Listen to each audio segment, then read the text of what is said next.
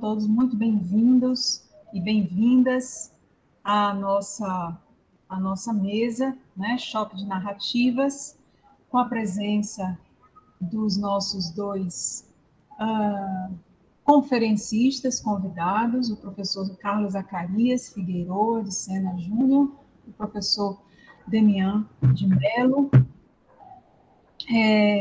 Quero agradecer aos conferencistas, né, pela participação, quero agradecer a todos os presentes e, aproveitando a oportunidade, mais uma vez, dizer da minha satisfação, da minha alegria, né, da minha honra de estar mediando essa mesa, né, e desejando, né, que, como tem sido em todos os trabalhos, né, todas as mesas, desejando assim que seja, e certamente, né, será, tenho certeza que essa mesa será maravilhosa, como as outras todas têm sido, e isso, sem mais delongas, passo a apresentar, né, os nossos dois conferencistas, o professor Carlos Zacarias, né? Professor Carlos Zacarias, que possui graduação em História pela UFSAL, em 93, mestrado em História pela UFBA, em 98, doutorado em História pela UFPE, em 2007, pós-doutorado em História pela UFF, em 2019. Professor Carlos Zacarias é membro do Conselho Editorial de diversas revistas, é autor de diversos livros e artigos, entre eles as obras Os Impasses da Estratégia, Os Comunistas, o Antifascismo e a Revolução Burguesa no Brasil, de 1936 a 1948. Uma outra publicação foi Golpe, o Presente como História, né? E a contribuição à crítica da historiografia revisionista, de 2017, que organizou juntamente com o nosso outro palestrante convidado, o professor Demian Mello, e com o professor Gilberto Calil. Atualmente, o professor Carlos Zacarias, ele é professor associado do Departamento de História e do Programa de Pós-Graduação em História da Universidade Federal da Bahia, e é pesquisador do Centro de Estudos e Pesquisas em Humanidades.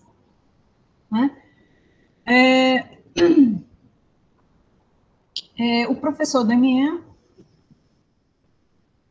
é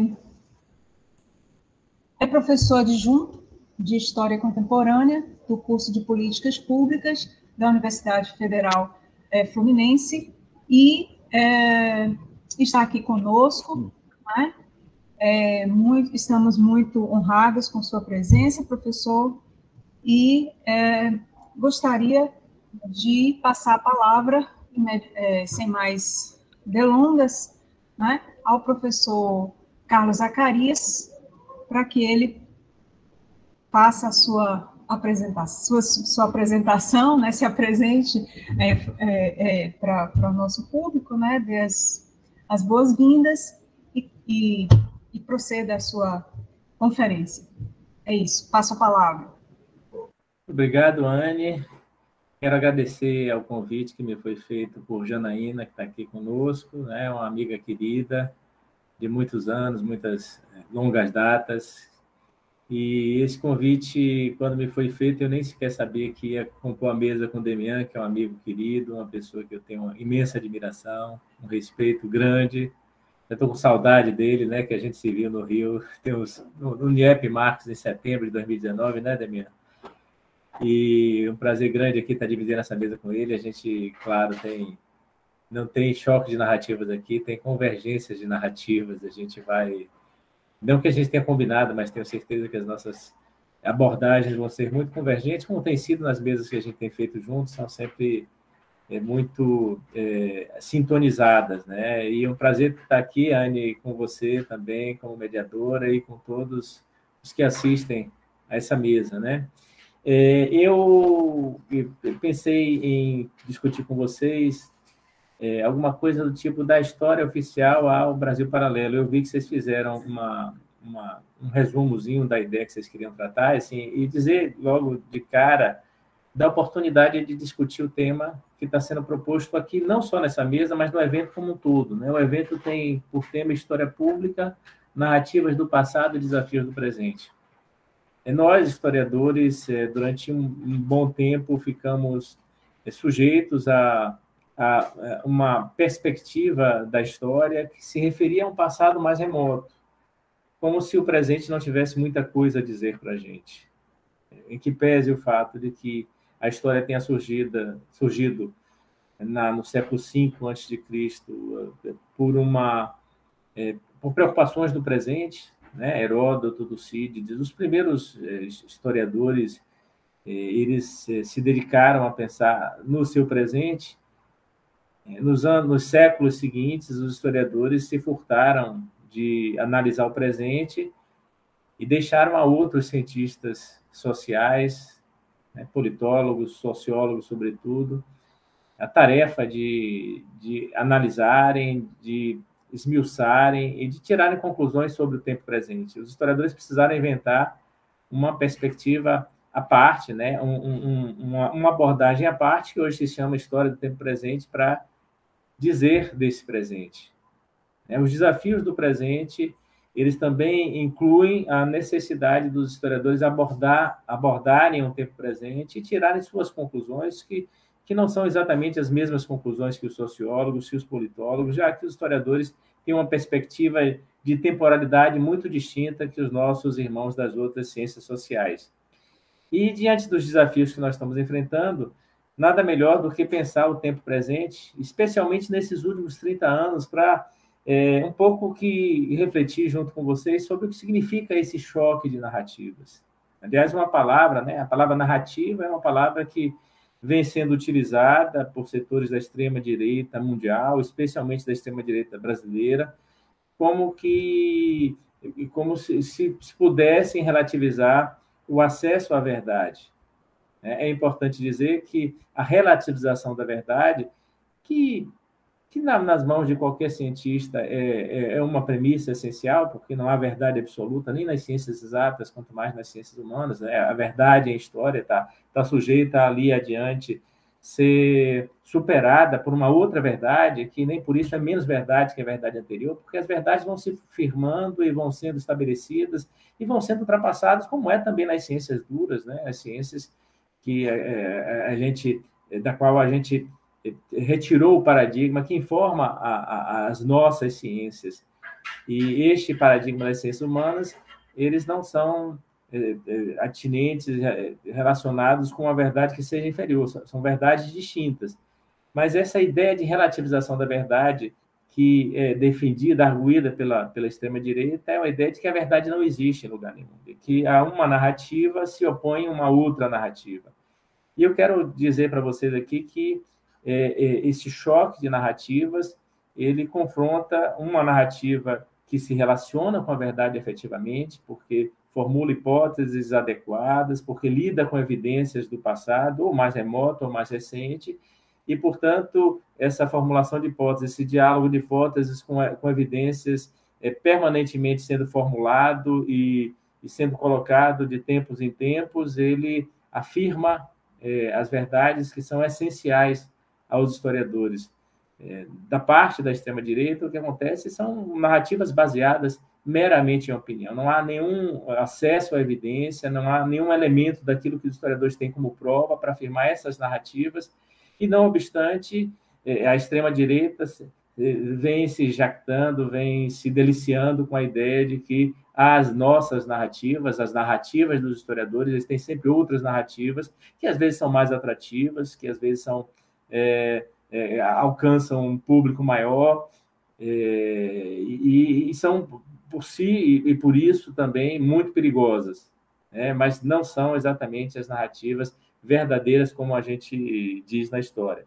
Bom, é preciso a gente fazer um retrospecto desses últimos 30 anos do que foi a historiografia brasileira para pensar a que ponto nós chegamos. Eu quero fazer essa retrospectiva pensando a historiografia, mas conectada com o movimento conjuntural da realidade desses 30 anos de democracia. Houve um tempo em que a gente associava a má história ao que chamávamos, no passado, quando eu era criança, de história oficial. A história oficial, quando eu era criança, era a história feita pelos poderosos. Os poderosos eram aqueles que, na ditadura militar brasileira, ao longo de 21 anos, elaboravam os livros didáticos, aprovavam o material que descia para as escolas, intervieram nas universidades, suprimiram os cursos de história e conjugaram com outros cursos, formando cursos de estudos sociais. Esses que tinham essa verdade, né, e que configurava essa história oficial, eles suprimiam disciplinas, a história teve carga horária reduzida e teve que concorrer no ensino de primeiro grau, que é o ensino fundamental hoje, com a chamada MC, Educação Moral e Cívica, e no segundo grau, que é o ensino médio hoje, com a OSPB, Organização Social e Política do Brasil, que eram disciplinas da ditadura, a forma que a ditadura passava a sua maneira de ver o mundo, o seu modo de ver o mundo, e estabelecia a sua narrativa, uma narrativa que era entendida por parte da sociedade como a história oficial e era, portanto, uma má história. Em alternativa a essa história oficial, havia a história que era feita na base do confronto com a história da ditadura, né? Eram os professores de história, os professores e as professoras de história que desafiavam essa história oficial e que propunham uma outra forma de ver a história, e essa outra história, não sendo oficial, né, já que a história oficial, além de ser uma má história, era, sobretudo, uma história política, uma história que se dedicava a escrever panegíricos dos grandes vultos da historiografia, da história nacional, né, os grandes heróis, né, e era uma história política, administrativa, factual, essencialmente acontecimental, e aquela outra história alternativa, que não era a história oficial, feita por quem desafiava a história oficial, era uma história celebrada como a boa história. Né? Essa boa história era feita, sobretudo, por aqueles que nós podemos chamar hoje de militantes, porque fazer essa história alternativa, a história oficial que se praticava na universidade, era um exercício perigoso, e esse exercício perigoso ele implicava no desafio à ditadura e, nesse sentido, na perspectiva de historiadores que assumiam uma história em combate, né? Um combate pela história, um combate por oferecer às pessoas, aos estudantes, essa história que não era oficial e que, portanto, era uma história que tinha, de algum modo, um conteúdo subversivo.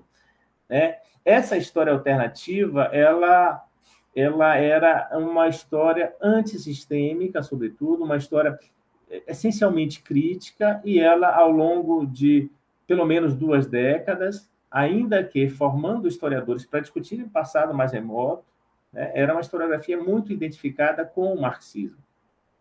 As grandes correntes historiográficas da década de 60 e 70, que estavam ali em simbiose com a sociologia, sobretudo, mas também com a ciência política, elas se dedicaram a estudar aquilo que era o passado mais remoto, sobretudo o passado da escravidão.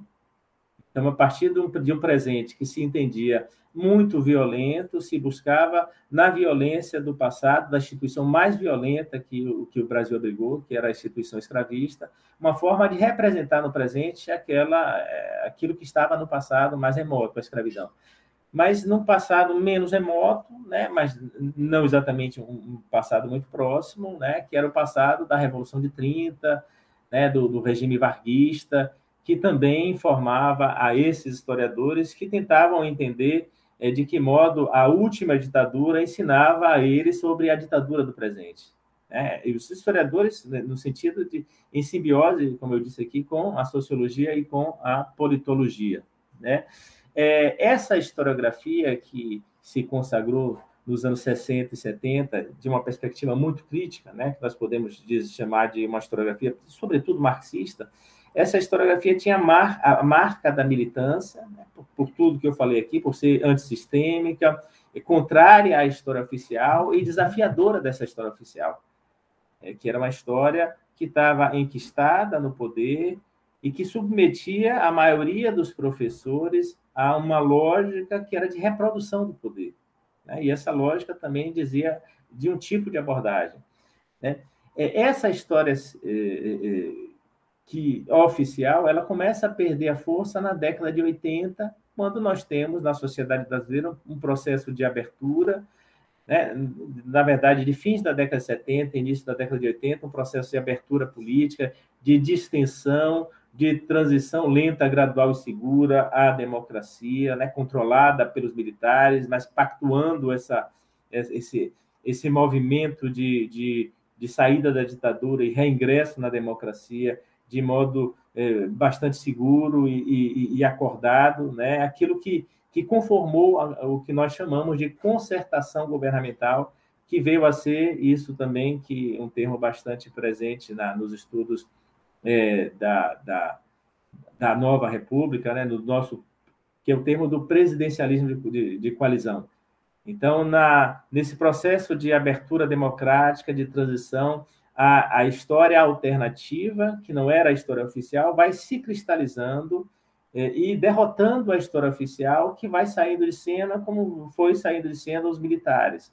Então, ao invés de termos, na década de 80, os panegíricos, os vultos nacionais, uma história essencialmente política, nós tivemos uma proliferação de uma quantidade enorme de historiografias, de possibilidades historiográficas, que ganharam não apenas as universidades, como ganharam também as livrarias, as editoras. Nós temos um boom da historiografia brasileira na década de 80. Né? É neste período exatamente que a gente vai ver traduzido obras como A Formação da Classe Operária Inglesa, de Thompson, vamos ver Michel Foucault sendo traduzido, vamos ver Carlos Ginzburg sendo traduzido, vamos ver essas três vertentes da historiografia mundial, que são muito importantes ainda hoje na historiografia brasileira, que passam a informar essa historiografia e passam a formar boa parte dos historiadores brasileiros.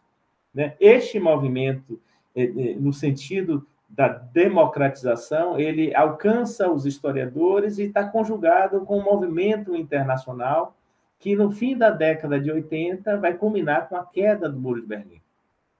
Então, vou só recapitular para a gente poder entender.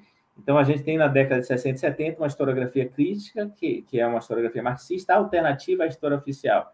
Na medida em que essa historiografia marxista passa a ser, na década de 80, a melhor historiografia a ser defendida, a ser abraçada, porque a história oficial vai saindo de cena, né? Nesse momento, nós temos um processo de redemocratização da sociedade brasileira, da política brasileira, de transição à democracia, e essa abertura permite a proliferação de editoras, a tradução de livros, a profissionalização dos historiadores. É exatamente nessa década também que, ao lado desse movimento cultural, que é um movimento intenso, nós vamos ter a criação da maior parte dos cursos de pós-graduação no Brasil. Nós tínhamos tido um movimento de grande importância na década de 70, quando os cursos de pós-graduação mais antigos em História foram criados, mas na década de 80 nós temos uma proliferação e um crescimento acentuado dos cursos de pós-graduação em todo o Brasil. O significado dessa profissionalização é que ele passa a despejar no mercado de trabalho uma quantidade impressionante de pessoas que se formam não apenas na graduação em História para trabalhar no ensino básico, mas formam agora professores de História com mestrado, que passam também agora a aspirar, né, e mais do que isso, a ingressar no ensino universitário, que está se expandindo, né, já que os cursos de estudos sociais também vão ficando para trás, né, as chamadas licenciaturas curtas, e esse processo de planificação vai demandando uma quantidade cada vez maior de profissionais formados e nas áreas específicas, né, no caso dos estudos sociais, né, que tinham as licenciaturas curtas, na área específica de História e de Geografia, né, e essa nova demanda vai formando historiadores e esses historiadores depois vão fazer mestrados, e esses mestrados, depois de um tempo, vão também se converter em doutorados. Então, nós temos um processo de expansão da pós-graduação, de profissionalização da história, que está conjugado com, de um lado, um processo político de redemocratização, né, de superação da ditadura, de derrota da ditadura, nos termos da conciliação que essa transição comportou no Brasil, né, de expansão do mercado editorial, de boom editorial, de debates historiográficos e da presença de abordagens que antes eram muito estranhas ao cenário intelectual brasileiro, né? Esse movimento, se tem um elemento de positividade que é inquestionável, né, porque ninguém há de dizer ou de diminuir a importância que é a entrada da história social inglesa, né, a chamada historiografia marxista britânica, da microhistória italiana, ou da história dos anais, da historiografia francesa, né, através da nova história, da Nouvelle Histoire, na década de 70 e 80 no Brasil. Ninguém há de dizer da desimportância disso. Contudo, a emergência dessas novas historiografias terminou impondo à historiografia mais crítica, né, um lugar de secundarização, se não de marginalização. Então, quando essa historiografia avança, né, no processo de profissionalização, avança pelas universidades, avança nas pós-graduações e passa a colocar nas universidades esses novos profissionais que não têm mais a necessidade de confrontar uma história oficial, né, dos militares, dos poderosos, né, e mais do que isso, não tendo a necessidade de confrontar essa história oficial, não há nenhuma necessidade de que na década de 80 se formem historiadores militantes, né? Como eu tinha dito, os historiadores precisavam ser militantes, porque desafiar o poder não é coisa fácil.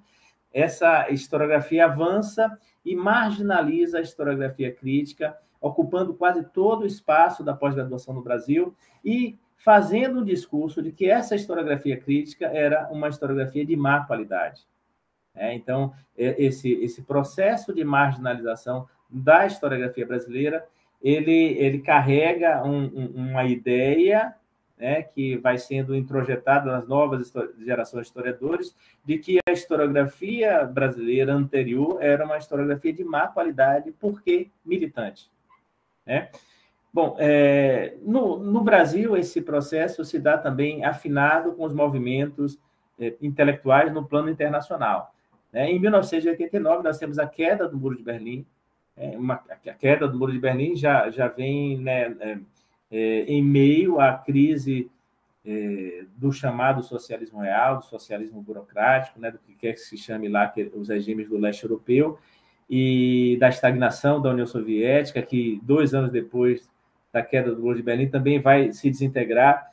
E esse processo ele impacta a historiografia mundial, que se vê sem alternativas. Esse impacto sobre a historiografia mundial faz com que o historiador Enzo Travesso compreenda, citando o Rein Arcoselli, que há uma época de transição, um Saltized, né? Um momento de transição em que conceitos que antes eram de um tipo para a história, né, precisaram se ressignificar em função da falta de expectativas nesse horizonte, como o Coselli diz, esse horizonte de expectativas que agora se estreita e em que o futuro não parece ser mais possível, né? Então, veja, os historiadores críticos se formaram numa perspectiva de que todo o passado ele servia para permitir que o presente fosse transformado em função de um futuro que é o futuro de um projeto coletivo, um projeto utópico, um projeto que haveria de libertar a humanidade. Na medida em que o Muro de Berlim cai, essa expectativa ela se reduz ao presente e o horizonte de expectativas que era utópico, ele deixa de existir e coloca os historiadores presos num presente infinito.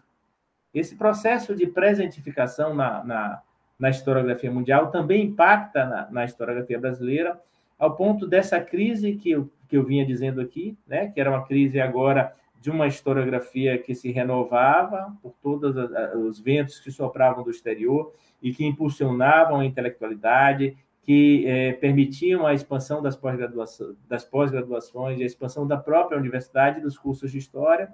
Ele cria uma circunstância de que o marxismo não é apenas uma alternativa de pouca qualidade, essa historiografia militante não tem apenas uma menor qualidade na abordagem do passado, como ela não tem nada a dizer mais ao presente, porque sequer existe futuro, sequer um futuro que não seja esse, que seja absolutamente igual ao presente, existe. Né? Então, essa transformação da historiografia mundial, que impacta a historiografia brasileira, ela começa a dar produtos. Né? Nós vamos ter, na década de 80, na historiografia brasileira, movimentos que são muito importantes, que ainda hoje hegemonizam a historiografia do Brasil em diversos segmentos, né? E que, de algum modo, são movimentos que vão começar a configurar aquilo que nós chamamos de revisionismo. Né? Então, por exemplo, na década de 80, nós temos, na historiografia da escravidão, uma proliferação de trabalhos em função do centenário da abolição, que é em 1988. Então, nós temos um boom da historiografia da escravidão. Se tem um tema que teve debates muito acerbos na historiografia brasileira, esse tema é o tema da escravidão. E esse boom está muito conjugado ao centenário da abolição, em 1988, e a quantidade imensa de artigos, de livros que foram publicados para se discutir a escravidão. E este movimento começou a se configurar e foi caracterizado por alguns como uma nova historiografia da escravidão. Essa nova historiografia da escravidão, na medida em que se afirmava e que ganhava gerações e que atraía sobre o seu projeto e a sua forma de enxergar a escravidão uma quantidade enorme de historiadores, ele despertou nos historiadores críticos, que vinham sendo marginalizados, uma desconfiança muito latente. Deste período, um pouquinho depois de 1988, que o historiador Jacob Gorender publica um livro chamado A Escravidão Reabilitada. Neste livro de Gorender, A Escravidão Reabilitada, Gorender simplesmente diz que aquilo que outros chamavam de nova historiografia da escravidão, Gorender diz que esses historiadores novos estavam reabilitando a escravidão. Na medida em que esses historiadores faziam um movimento de superação do paradigma consagrado ali na Escola Sociológica de São Paulo, de Florestan Fernandes, de Fernando Henrique Cardoso, de Ottaviani, da historiadora Emília Viotti da Costa. Esses historiadores eles superavam esse paradigma e se aproximavam de abordagens muito próximas daquilo que tinha sido a obra de Gilberto Freire, especialmente Casagrande Senzala, de 1933. Esses historiadores não apenas assumiam uma perspectiva reacionária, isso é o que Jacob Gorender está dizendo, como mais do que perspectiva reacionária, eles estavam reabilitando a escravidão. Este livro de Gorender é um livro muito importante, mas, sobretudo, como polêmica política. Como historiografia, qualquer um que conheça um pouco da historiografia da escravidão sabe que esse livro perdeu o debate, que Gorender perde o debate. Gorender não conseguiu compreender o modo pelo qual a historiografia da escravidão se transformando, incorporando novas fontes, novos objetos, novas abordagens, se colocando novos problemas, que são problemas sempre do presente ao passado. As hipóteses que nós colocamos ao passado são sempre hipóteses do presente, mas se resumem ao presente, elas significam que sejam uma má história, mas toda hipótese do presente é legítima desde que ela se confirme com as evidências do passado. E o que acontecia com essa historiografia da escravidão é que essas hipóteses, de fato, foram confirmadas pelas evidências, ou seja, o que significava que a maior parte dos historiadores que estavam sendo chamados por Gorender de reabilitadores da escravidão estavam fazendo uma boa historiografia. Gorender não utiliza o termo revisionista para caracterizar essa historiografia, ele utiliza um termo muito pior, que quer dizer que eles estão reabilitando a escravidão. E Gorender perde o debate. Tanto é que são poucos os que conhecem este livro de Gorender, né? E eu recomendo que conheçam, mas conheçam nesse espírito de entender o que é uma boa polêmica política, porque Gorenda escreve de modo apaixonado, apesar de não conseguir afirmar suas posições historiográficas. Eu não vou falar aqui, se houver tempo eu desenvolvo mais adiante, mas assim, a nova historiografia da escravidão, ela não se configurou como uma historiografia revisionista, e muito menos como uma historiografia que reabilita a escravidão. Na verdade, é uma boa historiografia. Entretanto, no interior dessa nova historiografia da escravidão, nós vamos ter também correntes revisionistas, né, correntes que esquecem completamente as estruturas, o sistema escravista, né, eu digo isso aqui com muito cuidado, né, que ignoram os elementos objetivos do processo histórico, que fogem à possibilidade daquilo que Marx dizia, os homens fazem a história, né, mas não fazem da forma como querem, fazem em condições legadas e transmitidas pelo passado. Esse é um princípio não marxiano, mas é um princípio de qualquer bom historiador. Não são só os homens que fazem a história. A história, ela também tem forças que são necessárias. Então, o que acontece é que essa nova historiografia da escravidão, embora em grande medida articule as forças necessárias e os elementos de vontade, uma parte delas suprimiu completamente os elementos necessários e só lidou com os elementos de vontade, o que significa que é uma historiografia que não consegue perceber os processos nas suas complexidades e só consegue perceber os sujeitos. E nós sabemos que não são só os homens que fazem história, fazem em circunstâncias que não são determinadas por ele. Bom, se a historiografia da escravidão teve esse movimento, que é muito importante, né, para o que eu estou discutindo aqui, e vou caminhar depois para fazer o elemento de conclusão, tem um outro historiador que, quando ele desponta no cenário, ele traz uma obra que é muito polêmica e que é muito celebrada pelo grau de sofisticação da sua tese, que é Edgar Dedeca. Edgar Dedeca, quando apresenta o seu livro 1930, O Silêncio dos Vencidos, Edgar Dedeca, que está em meio a outros historiadores que estão trabalhando com um tema que era ausente na historiografia brasileira, mas que já aparecia na historiografia internacional, que é o tema da memória. O que Edgar Dedeca faz é pegar a memória não apenas como fonte, mas a memória como objeto da história. E o que Edgar Dedeca faz com 1930, O Silêncio dos Vencidos, é dizer que a historiografia canônica sobre a Revolução de 30, que se chamava sobre Revolução de 30, é uma historiografia que tinha comprado, que tinha assumido o discurso não com base nas evidências documentais que existiam sobre o fenômeno, o acontecimento 1930, mas tinha assumido o discurso da memória dos vencedores. O que Edgar Dedeca diz neste livro, que é um livro que põe a memória pela primeira vez na historiografia brasileira como um objeto da história. Ele investiga o processo pelo qual a memória vai se configurando e informando a historiografia. E nesse sentido, o livro de Edgar Dedeca é um livro muito sofisticado e encanta muita gente, em princípio.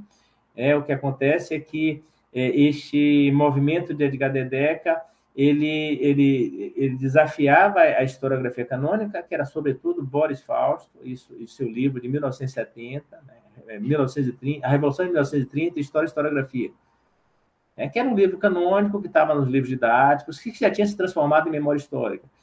O que Boris Fausto dizia lá na tese dele, que vira livro, é que a Revolução de 30 tinha sido um processo, ele não usa o termo, mas um processo muito semelhante a uma revolução passiva.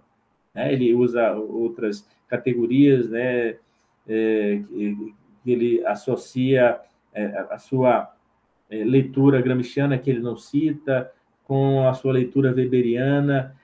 O fato é que a tese de Boris Fausto era a tese que prevalecia na academia e sendo desafiada de Edgar Dedeca, que confrontava cabalmente, ou seja, Edgar Dedeca diz assim, a Revolução de 1930 não existe, os personagens que estão ali nesse discurso sobre a Revolução de 30 não são personagens que tenham tido existência histórica, eles têm existência na memória.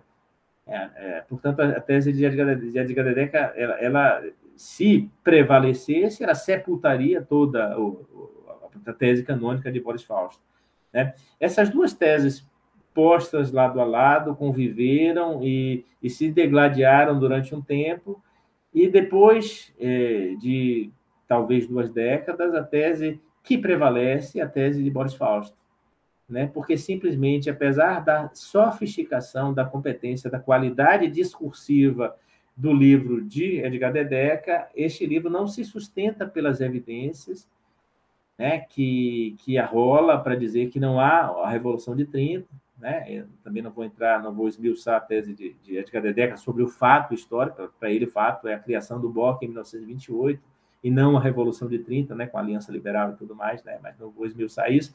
Mas a tese dele é que a tese dele não se sustenta porque ele, diferentemente de Boris Fausto e de outros que estão ali associados a esse discurso canônico, ele não coloca a profusão de evidências que são necessárias para afirmar uma tese, né?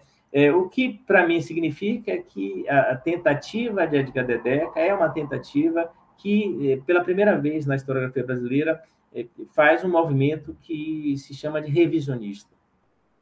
Ele tenta rever, né? Mas tenta rever na perspectiva do presente, né? Por uma reflexão que é politicamente motivada.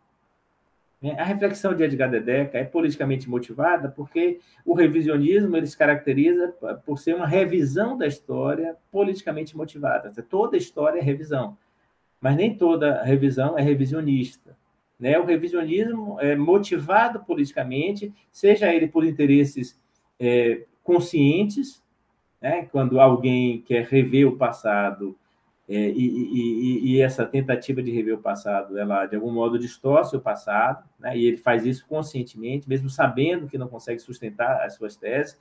Não é esse o caso de Edgar Dedeca. Essa revisão de Edgar Dedeca, esse revisionismo, é um revisionismo inconsciente, fruto de um movimento da memória que está conjugado com a queda do Muro de Berlim, com a falta de perspectiva do futuro, com essa explosão das memórias, né, que passam a confrontar a história. Ou seja, os historiadores não falam mais sobre o passado com a autoridade de quem estuda objetivamente o passado. Agora eles são desafiados por aqueles que lembram o passado, né? Lembram de uma perspectiva sentimental, afetiva, como é característica da memória. E como característica da memória, cada modo de lembrar o passado é um modo distinto, e cada modo distinto tem, né, em cada presente o seu elemento de certificação, ou seja, a memória não precisa ser indagada sobre ser correta ou não. A memória simplesmente ela pensa o passado a partir de cada presente, e cada presente ressignifica o passado.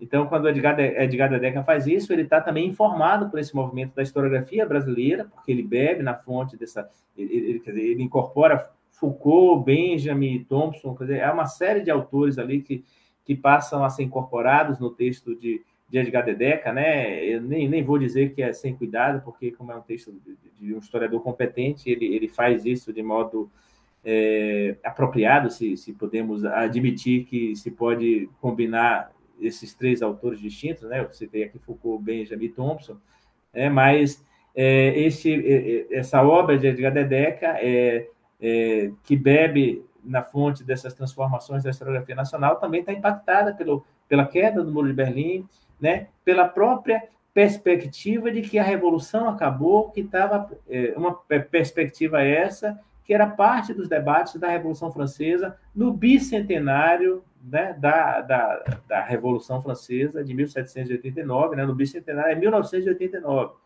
E aí, quando em 1989 os franceses estão discutindo a sua grande revolução de 200 anos atrás, na verdade, eles estão discutindo, iluminados pela falência da última revolução que moldou o século XX, né? Que conformou o século XX, né? Como diz Eric Hobsbawm, que é a Revolução Russa. Então, qualquer um que discuta a Revolução Francesa em 1989, no seu bicentenário, está iluminado pela falência da Revolução que lhe sucede, né? Como como uma revolução que sucede à Revolução Burguesa, né? A Revolução Proletária que sucede à Revolução Burguesa. E aí, o Edgar Dedecker, impactado pela debacle dessa revolução, ele escreve um artigo que publica na Revista Brasileira de História e depois é levado como prefácio à 5ª edição do seu livro, 1930, O Silêncio dos Vencidos, e o título desse artigo, né, no prefácio, assim, a revolução acabou.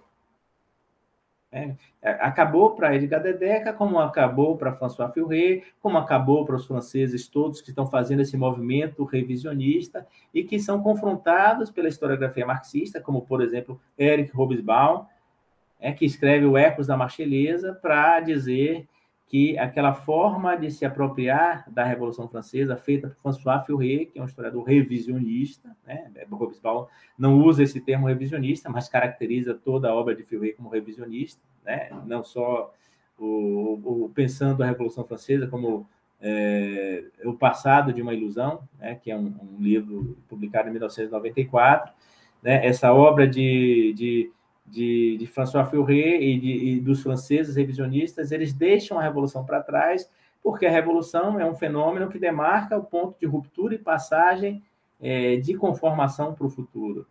E como isso tinha vindo abaixo, né, literalmente com o Muro de Berlim, essa perspectiva de futuro não mais existia, e os historiadores agora abandonavam, né, e abandonavam de todo modo. E Edgar Dedecker faz esse movimento, ele abandona a revolução, abandona qualquer perspectiva de revolução e confronta a tese mais importante sobre a nossa revolução mais importante, que é a Revolução de 30. Né? Esse movimento todo que a gente começa a chamar de revisionista, ele vai se configurando e vai conformando, em seguida, uma historiografia sobre um acontecimento mais recente, já que os historiadores passaram a acessar os temas mais recentes, né, que é o acontecimento, o golpe de 1964. Né? Nos primeiros 20 anos do golpe, eu vou falar menos sobre esse assunto, estou aqui diante de um especialista, alguém que conhece profundamente o assunto, que é Demian, que já escreveu vários artigos e uma tese de doutorado sobre isso. Não sei se ele vai abordar isso, a gente não conversou sobre isso, mas eu vou falar menos sobre isso, porque eu já falei sobre outras coisas, né, para não perder, não ultrapassar muito o tempo que me foi designado aqui. Então, o que acontece é que o acontecimento, né, ditadura, golpe de 64 e a ditadura que lhe sucede, que foi um acontecimento acessado, sobretudo, pela politologia e pela sociologia nos 20 primeiros anos, né? E essa politologia e essa sociologia foram essencialmente críticos em relação a estes acontecimentos. Né? E essa perspectiva crítica da politologia e da sociologia é uma perspectiva alinhada àquilo que se chamou no passado de historiografia militante, e que aí na década de 60 e 70, que são esses primeiros 20 anos, vão encontrar esses historiadores alternativos à história oficial, né, demonstrando que a ruptura de 64 é uma ruptura violenta, né, embora eles não trabalhem na perspectiva do acontecimento em si. Né, os grandes livros sobre 64 dos 20 primeiros anos não são livros que se debruçam sobre o acontecimento, eles vão buscar em processos históricos mais largos, né, que vem desde a Revolução de 30, para demonstrar que ou a falência de um padrão de acumulação ligado àquilo que se convencionou chamar de populismo, né, de regime populista, né, o varguismo de 30 a 64, ou que este movimento está inscrito em processos ainda maiores que vêm no bojo de uma revolução burguesa que nunca se efetivou, né? E essa revolução burguesa encontra uma burguesia que chega atrasada à sua própria revolução, e chegando atrasada à sua própria revolução, ela tem a necessidade de ser permanentemente contra-revolucionária. Eu estou falando aqui de autores como Ottaviani e Florestan Fernandes, que vão encontrar o acontecimento de 64, mas ligados a processos mais largos. Né? Sobretudo, o René Armand Dreyfus, né, que em 1981 vai se debruçar sobre o acontecimento de 64, entretanto, não necessariamente abordando de modo acontecimental. A abordagem de Dreyfus, que é uma abordagem absolutamente bem documentada, demonstra que o golpe de 64, que passava por ser um golpe essencialmente militar, era um golpe urdido, ao menos ao longo de 2 anos, por uma burguesia associada ao capitalismo internacional, ao capitalismo norte-americano, por elites orgânicas associadas a esse capitalismo, e essas elites orgânicas associadas que criaram um complexo IPES-IBAD atuaram para conspiraram para derrubar João Goulart, e o golpe de 64 é, nesse sentido, um golpe civil-militar, né? Sendo o componente civil um componente de classe, um componente empresarial, né? Essa tese de Dreyfus, ela fecha um ciclo de uma perspectiva crítica sobre 64, e o ciclo seguinte é um ciclo que vem nesse contexto de revisionismo, porque a tese de Dreyfus é uma tese publicada no Brasil em 1981. A década de 80 é uma década em que tem tudo isso que eu falei aqui, né? O boom editorial, a profissionalização da historiografia, a redemocratização com todos os pactos de conciliação que elas implicaram, e nós chegamos ao final da década de 80 com os historiadores não mais afirmando a perspectiva crítica em relação ao golpe, mas assumindo a necessidade de conciliar com o golpe. E mais do que isso, não apenas conciliando com o golpe, os historiadores passam a dizer que é preciso ouvir os militares. E aí todo esse movimento de memória que tinha emergido aí com Edgar Dedecker e com outros autores, né, passa também a surgir nas mãos de historiadores e cientistas políticos que vão fazer um projeto de história oral com os militares, e ouvindo os militares, né, os militares que passam agora a falar para os historiadores aquilo que eles diziam dentro do ambiente castrense, dentro do ambiente militar, né, nos quartéis, já que nós não tivemos um processo de transição que tivesse implicado em promoção de justiça, né, de prender, de punir torturadores, né? Na verdade, esse processo de transição foi todo negociado, foi todo pactuado. Então, os militares permaneceram nos quartéis dizendo tudo aquilo que eles passaram a dizer hoje ao ar livre, né? De que em 64 não tinha havido um golpe, mas um movimento, que esse movimento tinha evitado que o Brasil sucumbisse a uma ditadura igual à cubana, que o regime que se segue ao movimento de 64 não é uma ditadura, mas um regime militar que tem elementos de força que são necessários para impedir que o comunismo se instale. É tudo isso que nós ouvimos hoje a céu aberto, que nós ouvimos hoje nas mídias, nos Brasis paralelos, né? Isso era dito no ambiente castrense, e agora, no final da década de 80 e princípio da década de 90, passa a ser dito aos historiadores que vão fazer esse projeto de história oral, né? Não há nenhum problema em que no fato de os historiadores ouvirem o outro lado, desde que tenham estômago para isso, né? O problema é comprar o discurso da memória, né? Na medida em que os militares passam a dizer que eles as suas verdades foram sufocadas, né, para usar o título do livro do Coronel Brilhante Ustra, né, A Verdade Sufocada.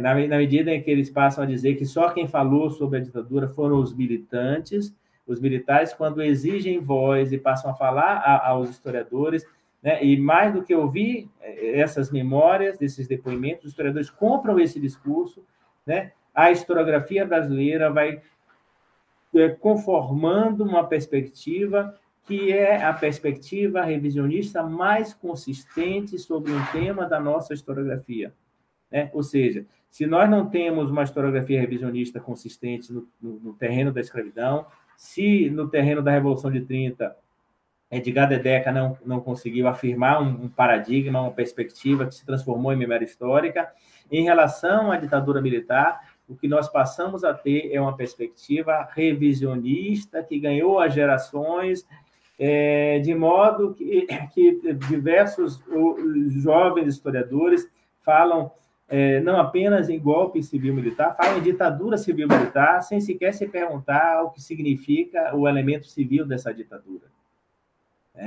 Ou seja, uma parte dessa historiografia critica aqueles que falam num componente de classe como se esses fossem os historiadores militantes, e sendo historiadores militantes, são historiadores de menor importância, ou seja, são historiadores que na academia são historiadores marginais, né?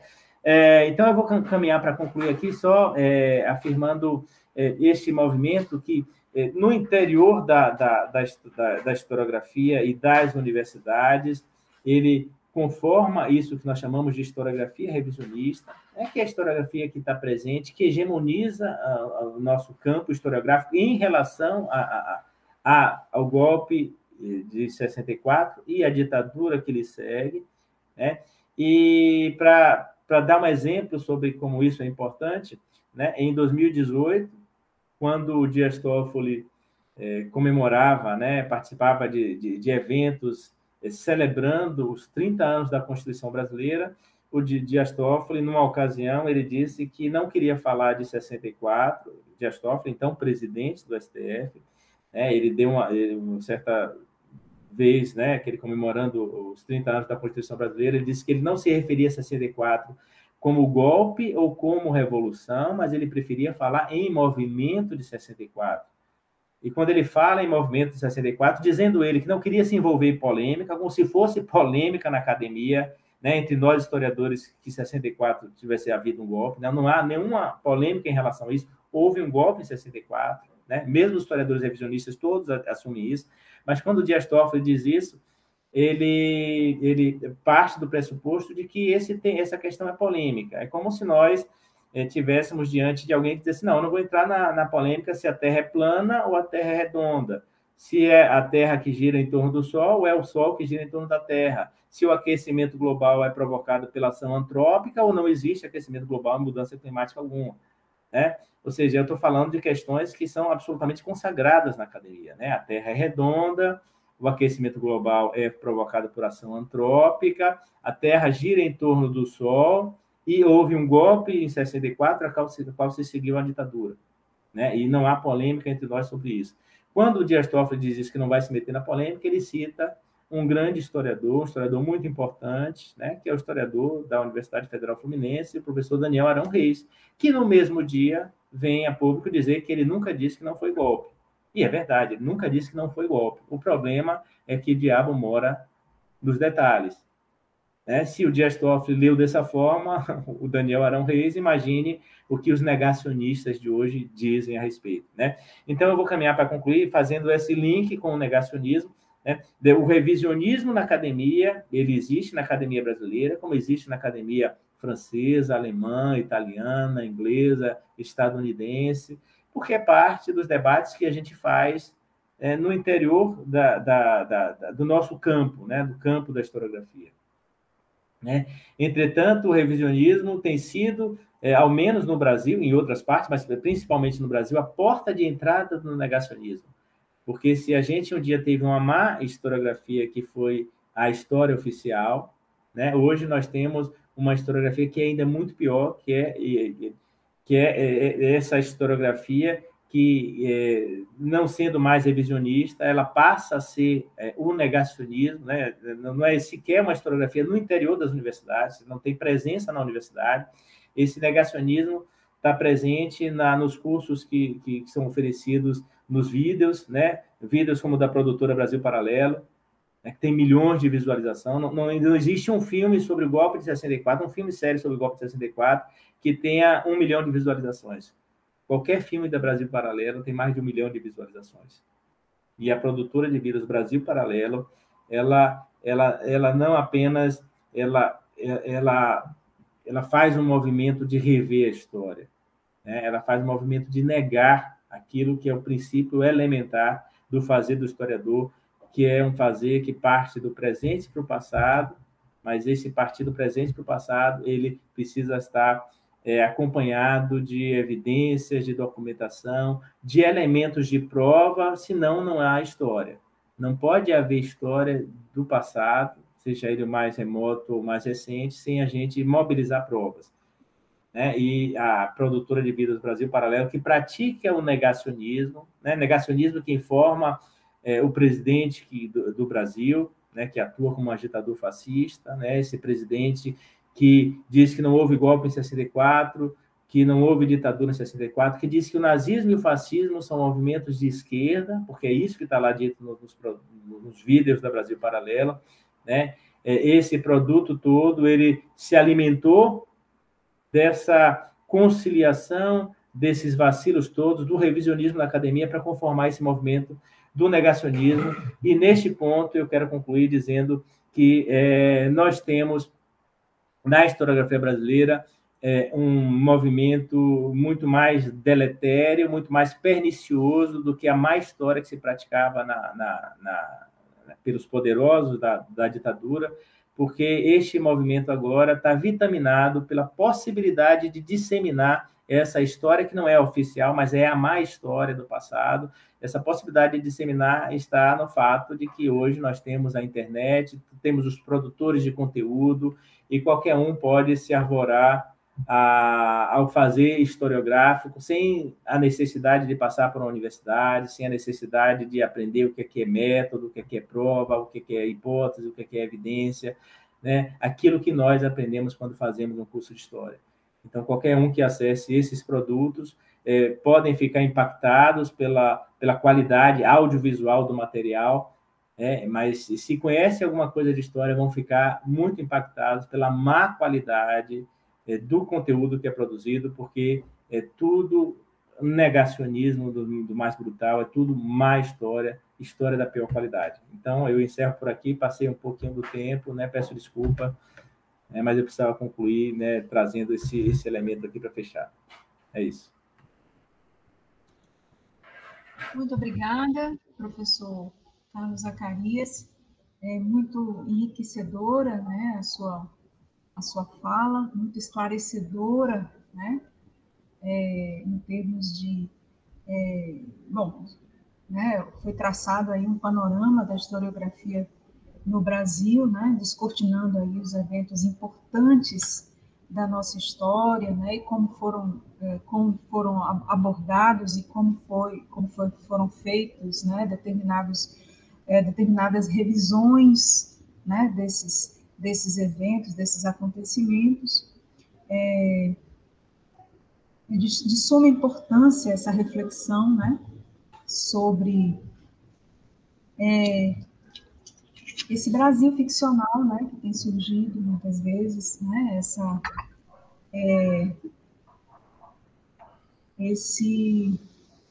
história um pouco desconcertante, né, que a gente tem presenciado. Mas não vou me alongar muito, né, a gente certamente vai poder debater e conversar muito mais ao final, né, sem maiores delongas, passo a palavra ao professor Damião, né, para que ele se apresente e também nos contemple aí com a sua conferência, né? E é isso, passo a palavra e que estejamos todos atentos, né? Porque é uma oportunidade ouvir, assim, os convidados, né, com as suas experiências e todo o seu currículo aí, é uma oportunidade que não podemos desperdiçar. Então, permaneçam aí conectados, não deixem o canal. Tá certo? Não estou falando, tem muita audiência, mas eu quero que continue. Tá bom, gente? Então, eu passo a palavra ao Damião, ao professor Damião.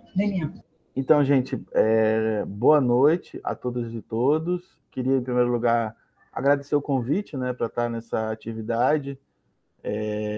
Estou muito feliz de estar aqui. Estou feliz de estar dividindo os trabalhos com o professor Carlos Zacarias, que é um amigo, é um grande historiador, que eu sempre leio com muito proveito, e um parceiro de várias questões, né? A questão do revisionismo histórico é uma questão que nos move, revisionismo histórico e revisionismo da historiografia, né? Ou seja, são dimensões distintas, né? Que nos move aí há alguns anos a produzir uma interlocução muito frutífera, né? Que já resultou em livros que organizamos juntos, né? E que tenho muita satisfação, né, de poder contar, e principalmente o fato de que enfim, o Zacarias é uma referência para mim, né, tipo, ele já está aí na universidade há muitos anos, né, então, na universidade, desde o bacharelado, li textos muito importantes dele, E então é uma honra também nesse sentido, né, por estar aqui diante de alguém que é uma referência intelectual e também como intelectual público, como historiador público, né, que tem uma intervenção importante na política nessa condição, né, porque inclusive ele tocou em algo que eu acho muito importante, essa coisa que foi muito importante para a nossa atividade profissional, que foi a profissionalização, né, o crescimento dos cursos de pós-graduação, ele, em certo sentido, ele produziu uma narrativa, vou falar sobre isso hoje, uma narrativa do historiador profissional como aquele que conversa só com os pares, né? Então, às vezes, eu lembro que as primeiras coisas que eu publiquei sobre a questão do revisionismo na historiografia, em alguns casos, colegas muito simpáticos a mim, mas com uma posição crítica ao que eu estava falando, diziam, olha, você está confundindo história com memória. E eu sempre pensava, vem cá, mas a gente não tem nenhuma responsabilidade sobre a questão da memória? É certo que o nosso trabalho docente, ele tem uma limitação do ponto de vista do seu potencial, né? Ou seja, uma novela da Rede Globo, como diria o Glauber Rocha, né? É mais eficiente do ponto de vista do convencimento do que 75 cursos de marxismo-leninismo, né? Então, o poder da indústria cultural é imenso. E por isso mesmo é que deveríamos levar a sério os combates pela interpretação do passado e não simplesmente fazer uma divisão de tarefas como se a gente não tivesse um papel nisso, né? E aí penso, por exemplo, questões recentes que foram controvérsias no campo acadêmico, por exemplo, se os historiadores deveriam não colaborar com a Comissão Nacional da Verdade, por exemplo. Alguns historiadores colocaram como se eles fossem peritos, mas que, se vocês quiserem, vocês podem ler os meus trabalhos, minhas pesquisas, mas eu não vou botar meu nome nisso aí, porque isso aí é uma história oficial, sabe? Quer dizer, posições absolutamente, do ponto de vista ético, irresponsáveis. E nosso debate hoje à noite é um pouco sobre isso também. É um pouco sobre a nossa responsabilidade enquanto intelectuais, né, que tem como atividade profissional a interpretação do passado. E como isso é importante para o tempo presente e que a gente não pode se abster desses combates. E que isso é parte da nossa atividade e que é preciso romper com a ideia de que isso é como se fosse um trabalho externo, né? Porque, evidentemente, quando nos posicionamos, querendo ou não, a gente está assumindo a condição de perito, de pessoa do campo profissional falando sobre algum assunto. Mas eu vou falar hoje mais sobre a questão da narrativa para tentar pensar um pouco, em certo sentido, como questões que hoje marcam o debate público, o próprio uso da palavra narrativa, que a gente não aguenta mais ver a extrema-direita usar narrativa o tempo inteiro, como o professor Carlos Zacarias colocou muito bem. Esses caras estão querendo narrativa, né? Mas esse é um debate no nosso campo profissional também. E aí parte das minhas considerações vão se basear num texto que eu considero brilhante do Carlo Ginzburg, o grande historiador italiano, né, da micro-história italiana, na sua polêmica com Hayden White, né? Hayden White tem um trabalho super importante, uma grande referência no debate, que é meta-história, que ele faz uma discussão muito sofisticada sobre a relação de história com literatura, os estilos literários, mas que tem uma questão ali de fundo que moveu diversas críticas. A crítica do Ciro Flammarion Cardoso, por exemplo, que eu acho importante. Por exemplo, o Ciro Flammarion considera que aquilo é uma extravagância pós-moderna, o que Hayden White apresenta. Mas por quê? Porque essas palavras pós-moderno, tal, às vezes são usadas de forma muito inadequada. Mas o Ciro, ele geralmente buscava fundamentar o que ele estava dizendo. O que ele dizia? Ele dizia, essa visão sobre a relação entre os textos literários, as representações sobre o passado, e a ideia de que não há uma fronteira muito definida entre a história profissional e a literatura, tem um problema aí porque é acreditar que existe sempre uma descontinuidade entre o mundo real, entre o processo efetivo da história, e aí não estou falando da história enquanto disciplina, estou falando de história enquanto experiência humana, que a gente escreve sobre ela. E esse, por exemplo, é o sentido que está naquele que sem dúvida nenhuma, um dos historiadores mais importantes do século XX, que tem uma tese central que nos informa a todos, né, que é a ideia de que a história é a disciplina que estuda a trajetória da sociedade no tempo, que é o Mark Bloch, né? Portanto, a história estuda algo que é externo a gente, porque às vezes a discussão sobre narrativa no nosso campo profissional fica parecendo que a história é só disciplina, né? Então a história seria só as representações sobre esse passado, né? E isso produz problemas muito importantes.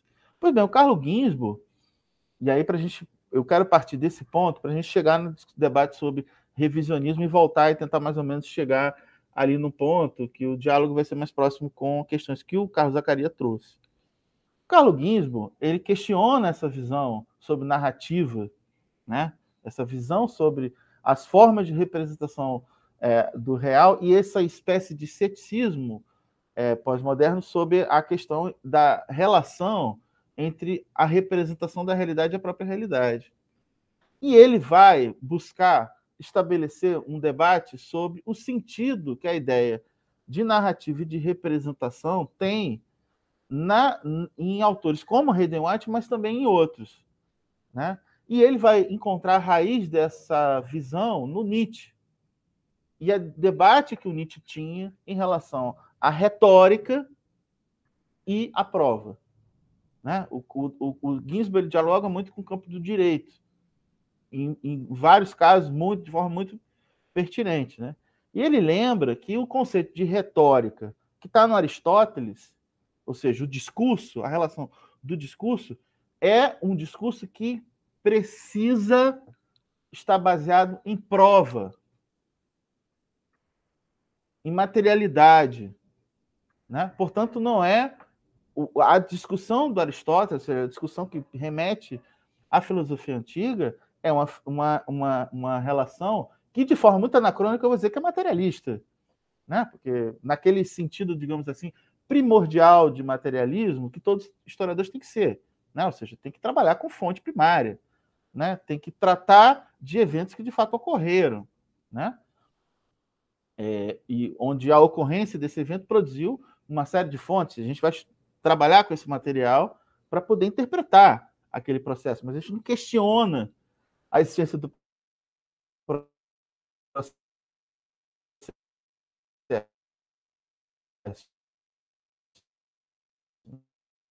né?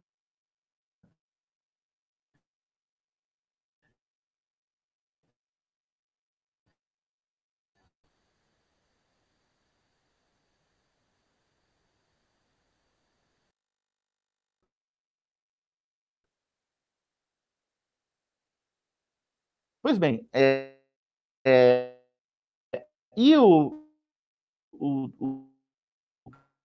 Carlo Ginzburg vai criticar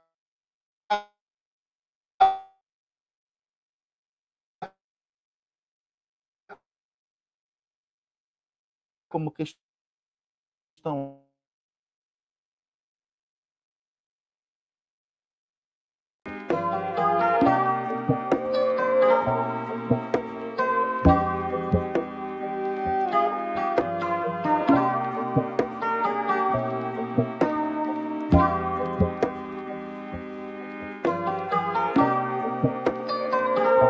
Voltou? Não perdeu. O HD está aqui comigo, então não perdi nada disso. Não. Voltamos. Acho que aqui no YouTube não voltou, não, né? Deixa eu olhar aqui. Sim. Está dizendo aqui que está no intervalo. Aqui. Voltou. Pronto, voltou. Sim, voltou. Pronto, professor Demian, por favor, dê continuidade, né? Nós normalizamos a transmissão. Tá bom. Então, pronto, passo a palavra.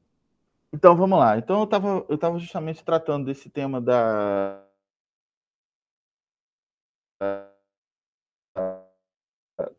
relação das narrativas com elementos de factualidade, né? Elementos com materialidade, enfim, o ponto principal da crítica do Carlo Ginzburg ao Hayden White, né? Que foi justamente lembrar que ele estava se utilizando de uma noção sobre narrativas que era basicamente nietzschiana e que existe uma tradição filosófica anterior, mais importante, maior relação entre a retórica e a prova.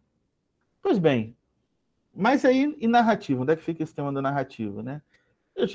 A gente pode pensar que a ideia de grande narrativa, que eu acho que é esse ponto que a gente pode partir a partir daqui, ela tem um ponto importante nesse debate, né, na intervenção do Jean-François Lyotard, do final dos anos 70, quando ele fala do esgotamento das grandes narrativas, né? Ou seja, é um autor que tem uma importância grande no debate sobre as questões pós-modernas, né?